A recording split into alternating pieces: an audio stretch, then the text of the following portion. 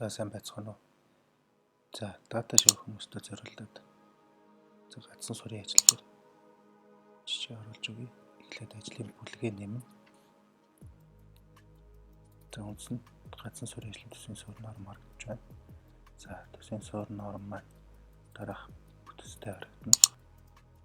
За эндээс эхлээд ажлынхаа бүлгийг нэмж оруулнаа. 5-ын 0.10 0.0 гээд төмөртөө ганцаарчилсан гадас суулгах.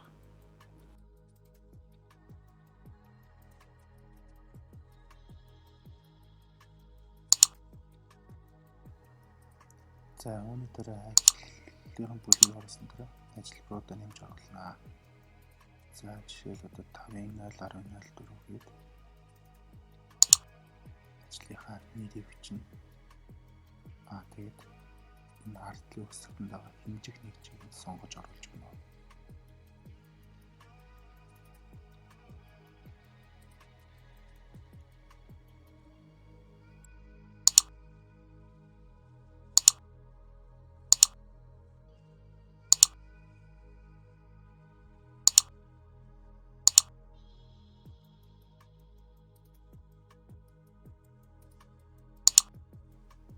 За тэгээд жишээ болгоод за хэд хэдэн ажиллагчдыг ингээд нэмэд оруулж өгч байна.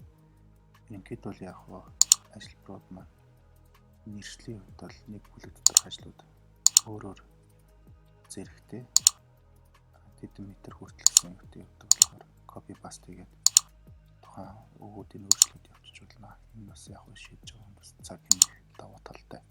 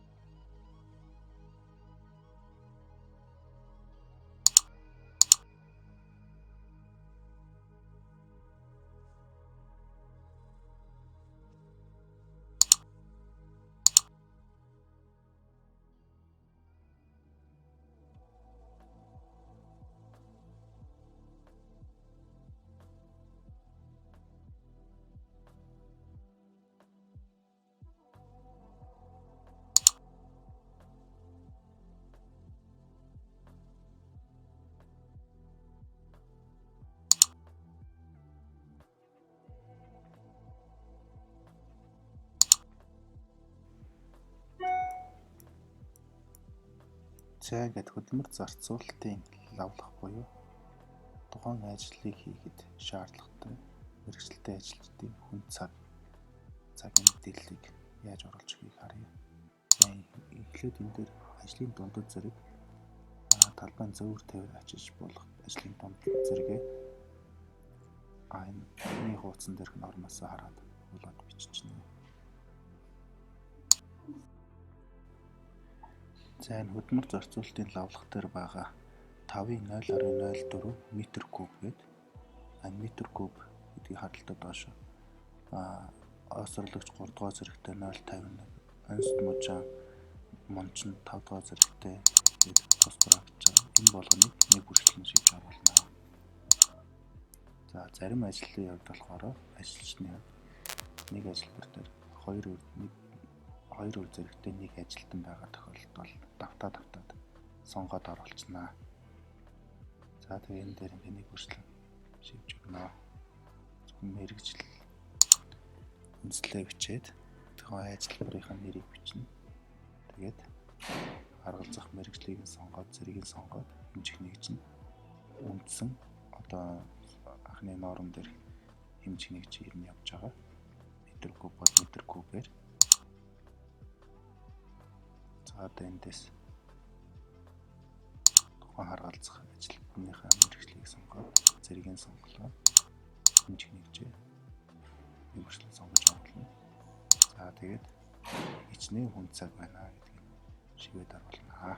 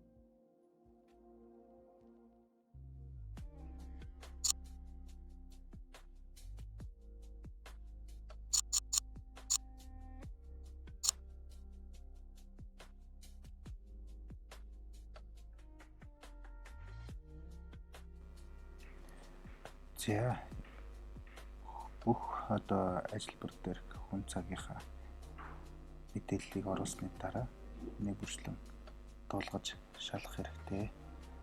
Доорх нийт бэр дүн болон нэг цоны 3-аар үржүүлсэн дүн нь одоо цаасан дээр байгаа нэг цоны 3-тай дүнтэй таарч нэ үе гэдгийг харъя. За энэ дээр ингээд харахад дүн маань нийт бэр дүн бол нэг цоны 3-тай дүн цаасан дээр дүнтэйгээ таарахгүй байна. Тэгээ одоо би энэ дээр ингээд алдааг нь хайж байна.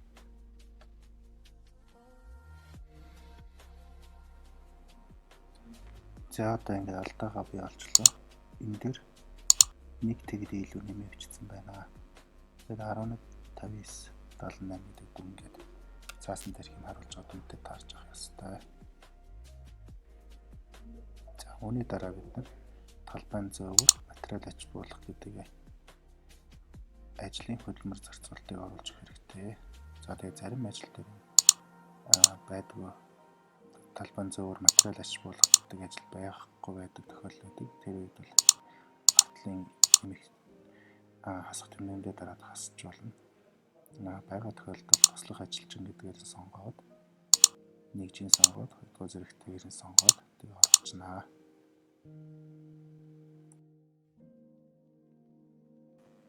За ингээд хүн цагийнхаа мэдээллүүдийг оруулчаад та бүхэн намаас бүгдийг эргэлж шалгаж үзээрэй. Тэгээ мэдээлэл оруулсныхаа дараа хөдөлмөр зарцуулалтыг цагийн лавлахыг харуулах хэсэг маань ингээд дуусч байна.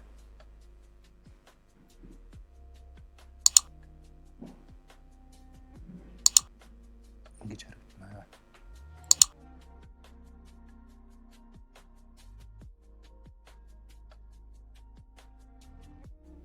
За яг энэ ажилбарын 5.0.04 гэсэн ажил дээр бол машин цагийн лавлахын мэдээлэл бол байхгүй. Норм дүрэн дээр.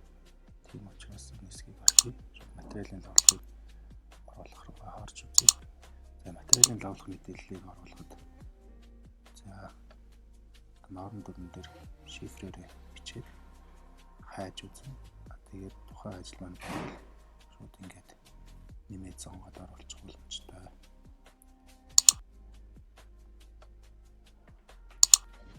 За тэгээд тухайн материалынхаа яг тухайн ажиллбар дээр орц хэд байгаа гэдгийг нормоос хараад шийдэж оруулчихна.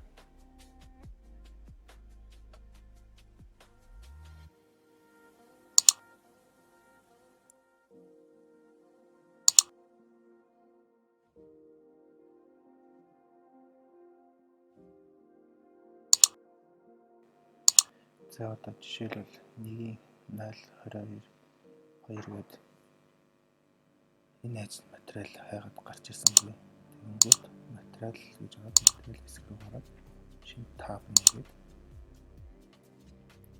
таб гэж байгаа. Энэ дээр нэгээр гэсэн шифртэй учраас нэгдүгээр хэсэг гэж байгаа. Бусад материал, нэмэлт материал гэдэгтэй шинээр нэмж оруулна. За тэгээд 0.222 гэж чийд материалын нэрийг бичлээ. Яг ийм нэртэй материалууд нь шийдэж оруулах учраас одоо шийдэж оруулж байна. За хэмжих нэгжийн сонголоо. За энэ зөөр норм дээр байгаа эхний баган дээр тухайн материалын цэвэрчин байгаа. За үнийг нь бол мэдэхгүй учраас тэг гэдээ оруулж байгаа. Болно эхний хэлжинд. За одоо энэ дээр таба шилжүүлээд шифрээр хайгаад үзье. Тэгэхээр саний амсан материалыг гараад ирж байгаа. Хэмжих нэгжийн цэвэрчин автоматар гараад ирнэ. Тэгээд харталт материалын орцыг шийдэж оруулчихна. За ингээд материал тусбар дээр ялгаагүй ингээд хайгаад гарч ирэхгүй бол материалуудын хэмжих байдлаар нэмээд оруулчихна. Тэгээд үнийг нь тавьж өгөх шаардлагагүй. Дараа нь үнийг нь нэгдсэн байдлаар судалгаа авч аваад үний мэдээллийг оруулаад болно.